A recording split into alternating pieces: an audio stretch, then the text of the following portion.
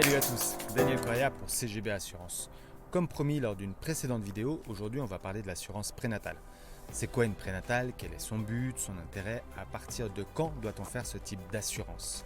Bien, comme son nom l'indique, la prénatale est pour votre futur bébé. Ce sera sa première couverture santé. Elle est en général faite sous forme de package avec l'assurance de base, les complémentaires auprès du même assureur. Pour commencer, on va parler de la partie obligatoire, l'assurance de base. Pour les enfants, on préconise de ne pas avoir de franchise. Néanmoins, ce n'est pas parce que nous avons zéro de franchise qu'il ne reste rien à payer. Il reste la fameuse quote-part, les 10% restant à votre charge, mais plafonnés ici à 350 francs par année. Comme pour les adultes, vous aurez soit le libre choix du pédiatre, du médecin de famille ou tout autre modèle alternatif qui existe actuellement sur le marché. Mais si c'est votre premier enfant, faites les choses au plus simple. Ne prenez pas un modèle qui soit trop compliqué ou trop contraignant. Lorsque votre enfant est malade, il y a déjà du stress. S'il faut encore rajouter des complications avec un modèle X ou Y, c'est se rajouter une couche de stress pour rien. Par la suite, pour faire des économies, oui, passez sur un modèle qui soit alternatif. Passons maintenant aux complémentaires, car c'est là tout l'intérêt d'une prénatale. Pourquoi ? Parce que la plupart des couvertures complémentaires sont sans questionnaire médical. Et c'est ce point-là qui est hyper important. Selon les compagnies d'assurance, vous aurez même la possibilité d'avoir des couvertures d'hospitalisation en semi-privé ou privé dès la naissance sans questionnaire médical. Ce qui vous laisse le choix du spécialiste ou de la clinique. Notamment si vous accouchez en clinique, elle vous sera demandée lors de votre inscription auprès de l'établissement.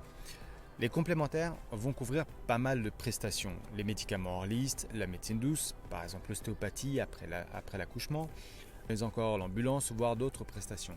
Elles permettent de prévoir aussi les couvertures d'orthodontie, c'est un budget, ça se prépare, et encore des couvertures plus spécifiques avec des capitaux ou même des indemnités en cas de maladie grave. Je vais faire un petit aparté sur ce sujet qui est un sujet qui est relativement lourd, le cancer chez l'enfant. Malheureusement, c'est quelque chose qui existe et dans ce cas-là, l'un des deux parents doit souvent s'arrêter de travailler. Du coup, sachez qu'il existe des couvertures d'assurance ou des compagnies d'assurance qui vont verser des indemnités momentanément pour ce manque à gagner. Et cela même si vous êtes mère ou père au foyer.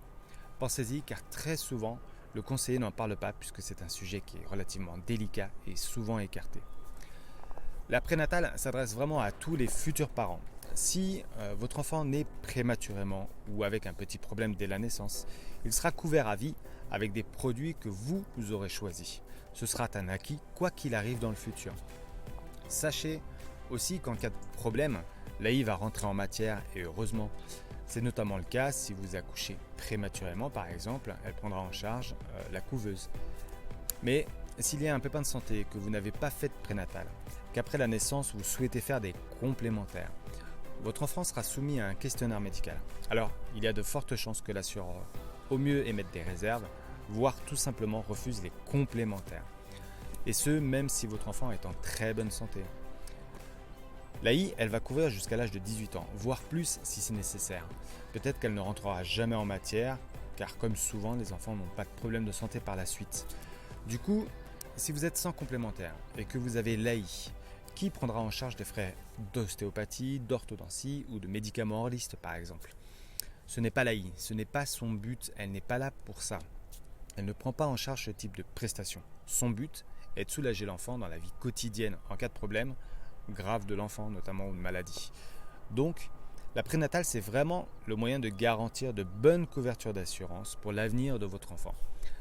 C'est à faire dès le 4e mois. Le contrat ne démarre que quand l'enfant est là, bien sûr. Il n'y a pas d'obligation de faire ce type d'assurance dès la naissance, ce type de couverture. Mais plutôt que de prendre le risque, faites la prénatale le plus tôt possible. Comme ça, l'enfant est couvert et vous êtes soulagé, surtout s'il y a une grossesse à risque, par exemple avec des jumeaux. Voilà.